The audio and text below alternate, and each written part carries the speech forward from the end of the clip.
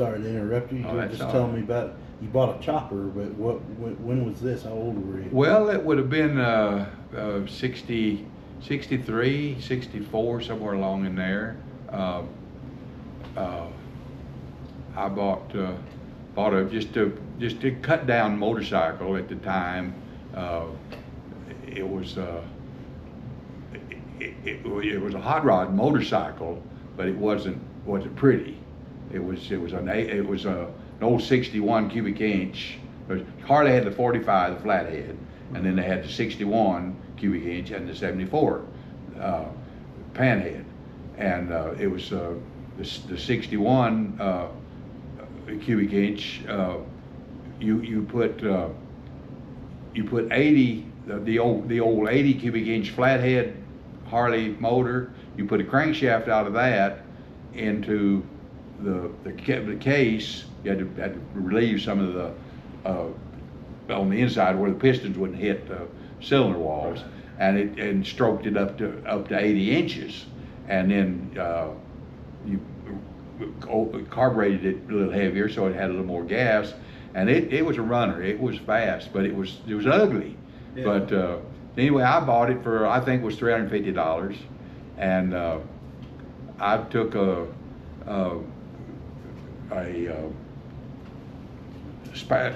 cover off of a old Continental kit, you know, to cover the tire, cut it down, made a rear fender because it was right for the size, put a pinion pad on that, took the seat off of an old Harley that I had, or an old seat that I had, cut the front, cut the passengers, you know, it's a saddle that had the big back on it. I cut it off and padded it, just made a little tiny seat, and put little springs to the frame, and just made a one-seater, and then put a pinion pad on it to put somebody on it. I didn't hardly ever ride anybody on it. It just wasn't. It was a hardtail, so it was not fun to ride back there. Put a lot of miles on it? I did put a lot of miles on it. It was. You never got hurt on it? No, I never even laid it down. But it was a Hydroglide. You know, it was a fit. The frame was a 52, so it was a modern frame, but it still was a hardtail. They didn't come out till 54 with a Springer rear end. No, 57, 57, I think it was. Anyway, doesn't matter. But it would haul. I raced a Jaguar, and he told me I was running 135 on it. Wow. He said, "Do you know that I was on Dallas-Fort Worth Turnpike?" And he pulled up beside me, and we got on with it. And I pulled him about 2 car lengths, and by the time he finally caught up with me, just very slowly, each up on me. We'd gotten almost to the gate, so we started slowing down. And we stopped on the other side, and he said, "Boy, you have any idea how fast you was going?" And I said, "Well, my speedometer would run 120." And he said, "Well, you was going a lot faster than that." He said, I had you up at 135. But and it was running pretty smooth. Of course, the road was good. You know, it was a hauler. But I painted it a real light purple, 55 Ford purple. It was it had regular Harley tanks on it. That was the one thing it did have. You have to bear with me for a second. Okay. I'm weeding out some fine. of the questions that we've already covered here. Well, we're going a little long, so yeah. I'm trying to get down to a little more organized here real quick. That's all right. Let's see. And you know, I cannot remember what I did with that motorcycle. That's bothered me ever since I got rid of it, I guess. I've had so damn many cars and not motorcycles, but I've had two motorcycles, but I cannot remember what I did with that bike. And you'd think just having two, you'd think I'd remember what happened to it. I know I probably sold it, but. Okay, I got just a few more questions here. I almost set this one aside, but I thought, no, I'm going to ask you. Okay. Something that you like about my generation, Generation X. Oh, gee, Bubba, I love your passion. The whole generation, though, I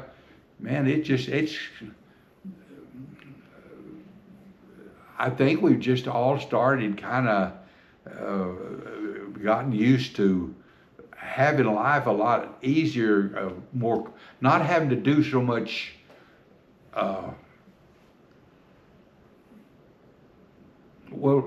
I guess like to computers, you do so much of your work and fun, video games, the way you play is just so much different. It's foreign to me.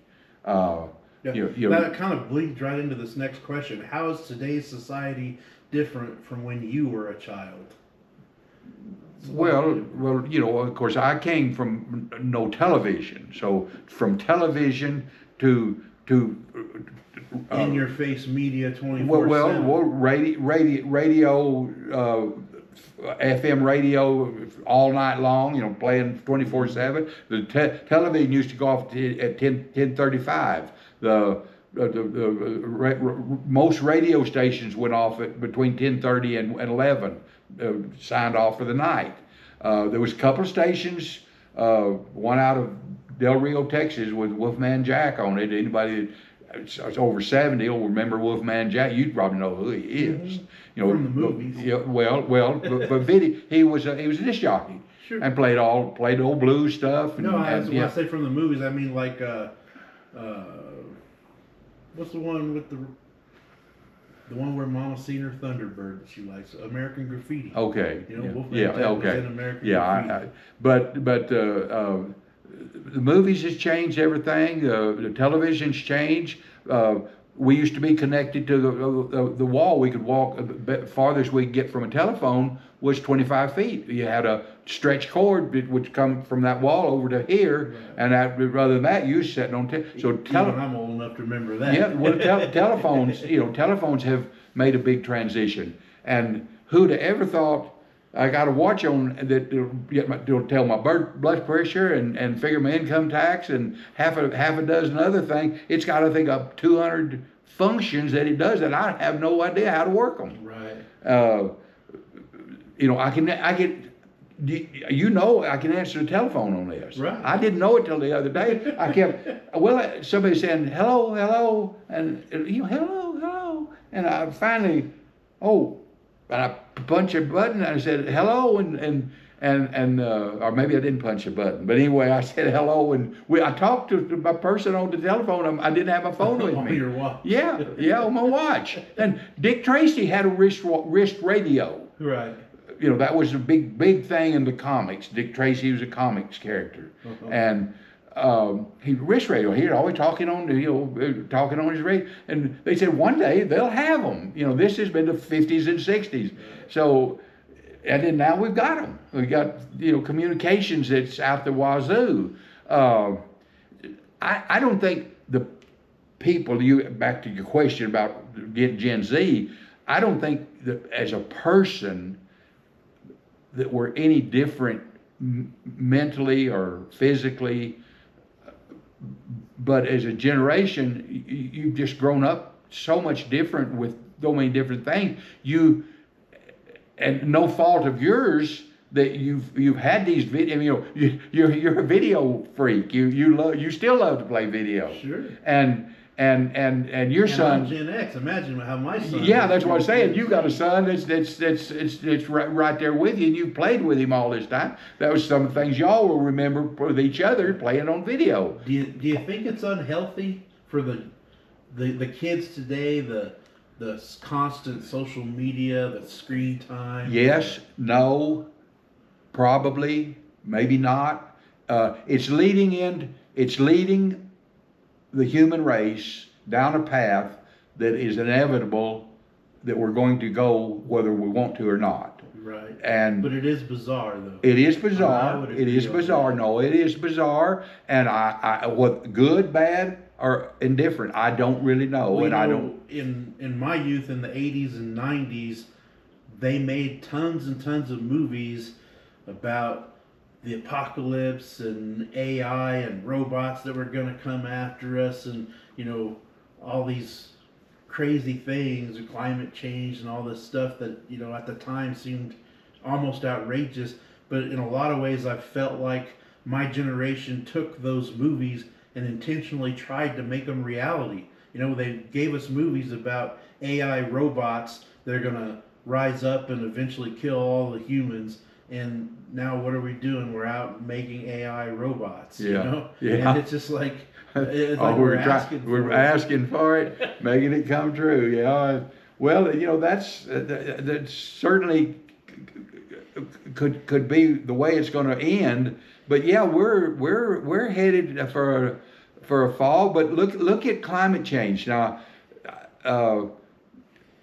In the I don't know, 20s or 30s, they were talking about ice age coming back, and then in the 50s and 60s we were having heat waves, and the hurricanes are getting worse, and the climate change is gonna wipe us out. And here a few years back they said the Earth's going to end in 12 years. Right. Well, that ain't going to happen.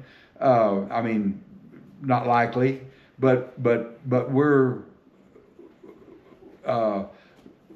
climate change is inevitable. The climate has changed. We've been through 3 ice ages that we know of, and we've been through upheavals in various things. We've one year in 1813 or something like that, year after one of the big volcanoes, Krakatoa, I think it was, blew up. We had a like a brief ice age. Yeah, well, a summer that nothing grew. Right. It was cold. It was free. Yeah, I read about it. 1813, I think. And the people starved to death or went hungry. Right. And it was all they do get is what they kill and things. So nature is volatile, and if we're not careful, and we've weakened our natural resources to a degree that we're going to run out of at some point. They say we've got enough oil to last another 100 years, but who knows? I mean, that's. Well, we're getting a little heavy, so I'm going to lighten it up a little bit with a much lighter question. Okay. What song immediately puts you in a good mood? Oh, geez, there's so many of them. There's so many of them I can't think of. Any blues, any blues. Any 50s. Fats Domino. Any of the oldies that have a little meaning for me.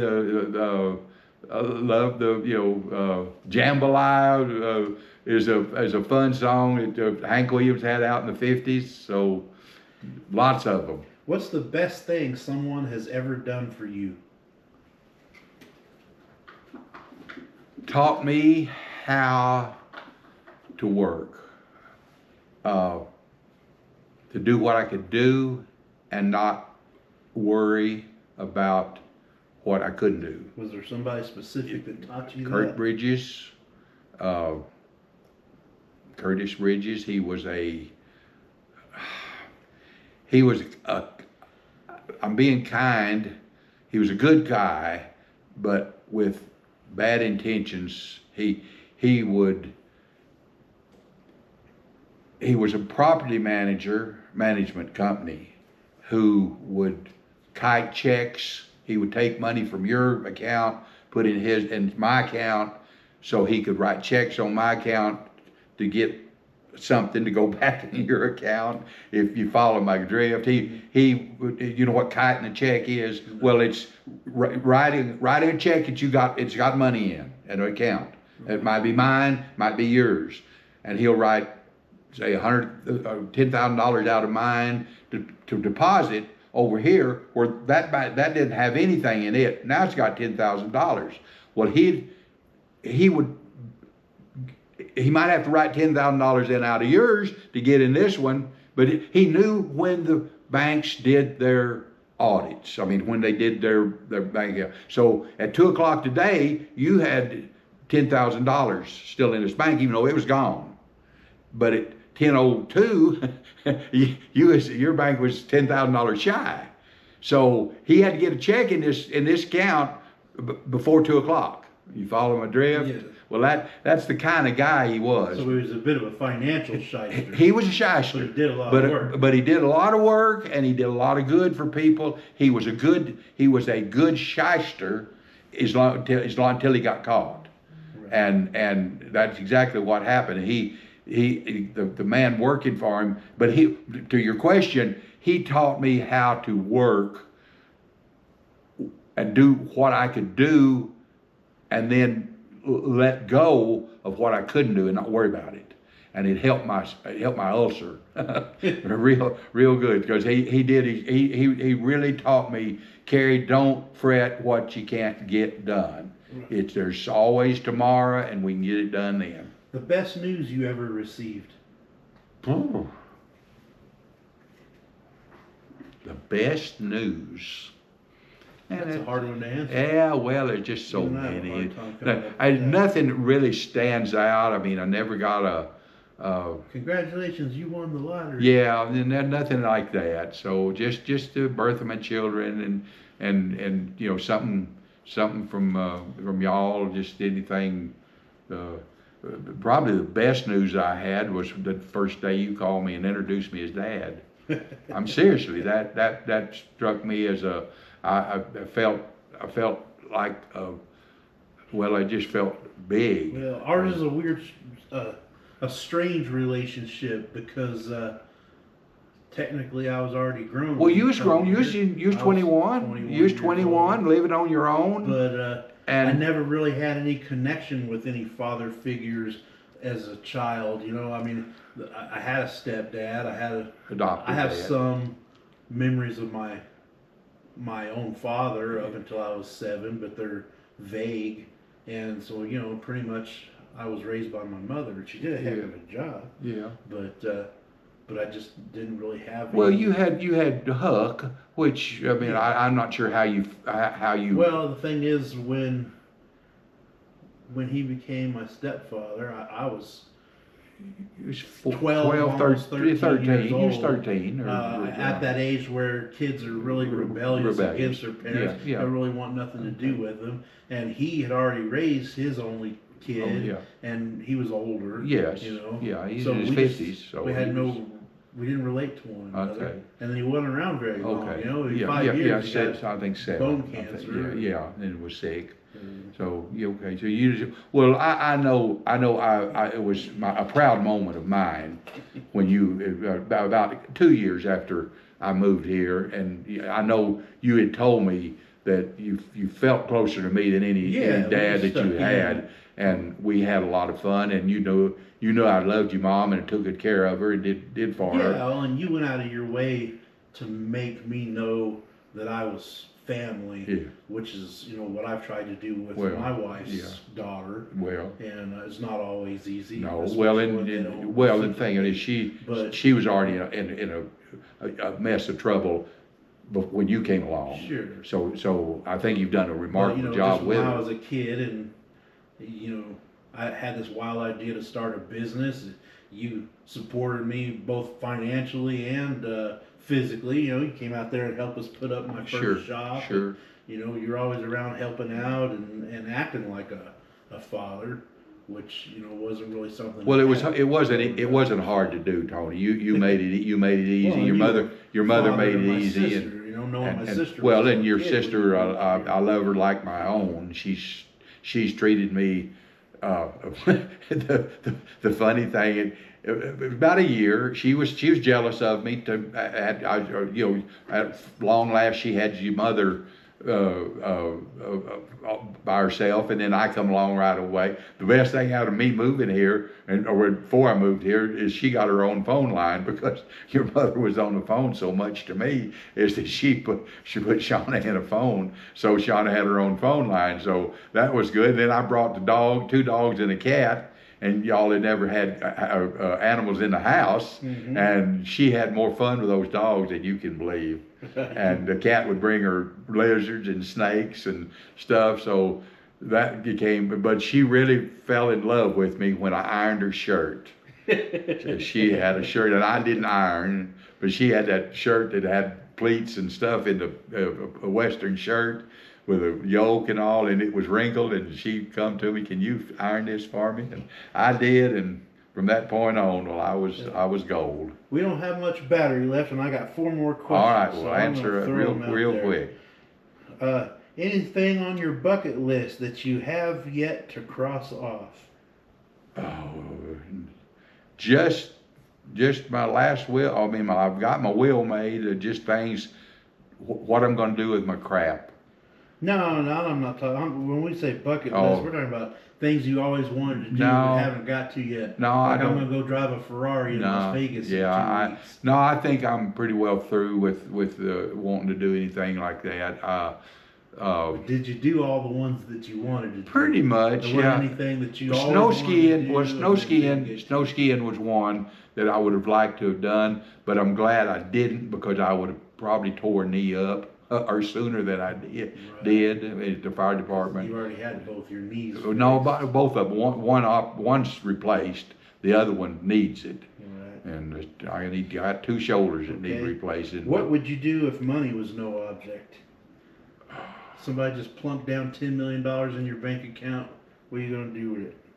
Give it away. Give it away. Yeah, Don't really feel I'd up create, no. doing any traveling or anything like that. There's really nothing. I have no place. I've been to a lot of places. I know you say you've been to every state but one. No, 3, North and South Dakota, and Alaska, of course, and Hawaii. Yeah, I haven't been to, so 5 states I haven't been. Michigan's the other one. Ah. And I was 10 feet from Michigan and didn't make it.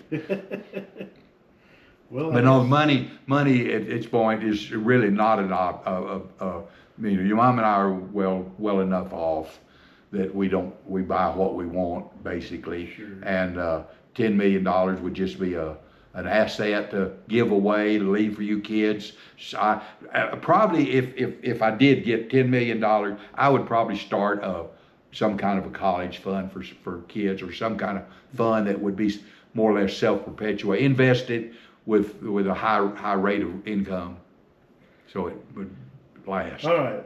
Well, this will be my last question. All right. What do you want your legacy to be? What do you want people to remember about you? Oh, Tony, that's just I don't really care. People are gonna think about me the way they want to, and I don't have any desire to change anything. I am who I am. I feel like I've lived a good life, and if you got anything bad to say about me, say it. It's so Not a thing. Not a thing. Not a thing. I'm- Other than you watch too much of that damn Fox News. Yeah. Get that Fox News. Well, they always got a good Democrat on there, though. Always. And that's one thing I can say about them. They always have a dissenting voice in the background. No, I wasn't gonna get into politics. I was just. Had to slip it in, did you? When it's all said and done, I think mostly I'll remember your music. You're the only person that I am close to. You know, I play a little guitar, but I can't play guitar and sing at the same time. But you play guitar and sing and play harmonica all at the same time, and even swing that guitar around and play piano if you want to. And all I could do is just, the guitar takes every bit of my concentration I could find. That's one thing about you talk about regrets. I'm glad you mentioned that. We got enough time to get it in. I've always really almost held it against you and wondered why you wouldn't let me help you learn to play because you play beautifully. I've heard you sing and play, and you play well, and we've never played together. Yeah, never even tried. Tried. That's mostly my fault. I don't know why I'm like that, but I I don't like to do something in front of somebody that I'm not already good at. I don't know why that is, but also, you know, I grew up playing one kind of music, and you play a different kind of music, and the two don't seem to meet. That's not right, though. You love the blues. I do love the blues. And I could teach you, and it's so simple. I know. It's so easy to play blues. Well, it's easy for you because music is a talent. And I've said this to you before. You are a natural, talented musician. That's why you can play so many different instruments and sing and do all that stuff at the same time.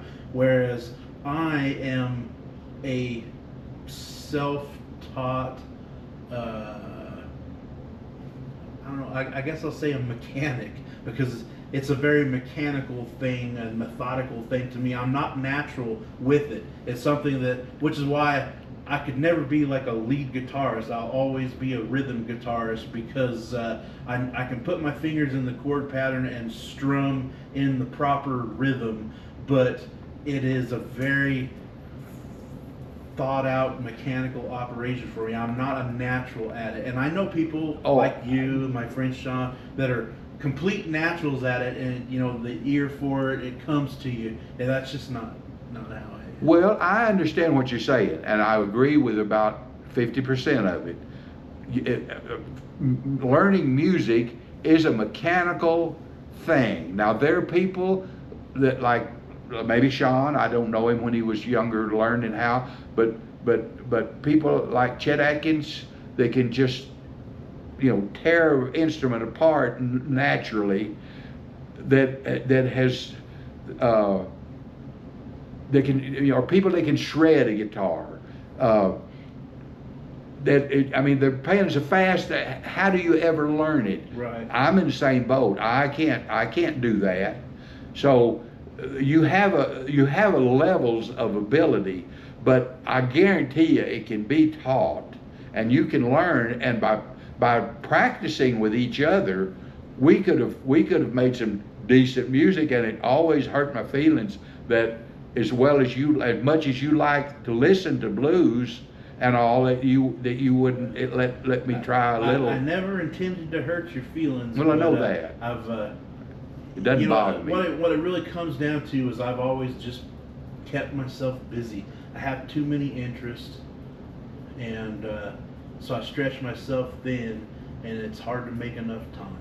And I'll probably regret it when it's all said and done. But you know what I'm saying? I love the blues, but I'm listening to the blues while I'm working in the shop on a harp. Well, yeah. You know what I mean? But well, and that's the thing. You know, I play very little anymore, but I go out there from time to time and just beat the crap out of it, and blow the harp just as hard as I can, and just wail on it, and it makes me feel good. And it's a stress reliever to sit down and pick the guitar up and strum a few chords and all. And I just you know, for 32 years we haven't ever sat down and played together. And you know, you haven't been over and listened to me that much. You know, I know you're busy, but it just one of those things, you know. But that's something that I've never. I won't say regretted. I just it's been something I would have enjoyed doing, playing with you. That's I guess the main thing. Just enjoyed playing with you, because I know you play well, and you should have not ever. Well, I've plumb run out of questions. Okay. So, you know, we're making this video for all your kids, the 4 of us, grandkids and extended relatives and anybody else who cares to see it. So, any bit of advice or wisdom you'd pass on before we just... You know, my kids are all grown down there, all older than you, so you know, they're getting close to retirement age of their own. They're pretty well set up. They've been good folks. Had some ups and downs. Nothing. I really don't think I have any major regrets of anything I'd have changed, done any different. You can't get one thing. You can't do it. You can't go back and wish you hadn't. And so there's, there's not much point in. Well, you've lived a heck of a life, and you're well loved. Yeah, well, and I don't have any reason to believe I can't, make another 10 years. I don't. I think I have an aunt that's 92 now. Yeah. And the last of my mother's hoping you people. stick around. Well, I like to stay around. I hate to start out living my kids, but You're 85 now. Maybe we can do this again when you're 95. well, See if any of your answers changed. Yeah. Oh no, when I'm 95, I want to die. I want to jump out of an airplane with a parachute. We'll see. Did you see that?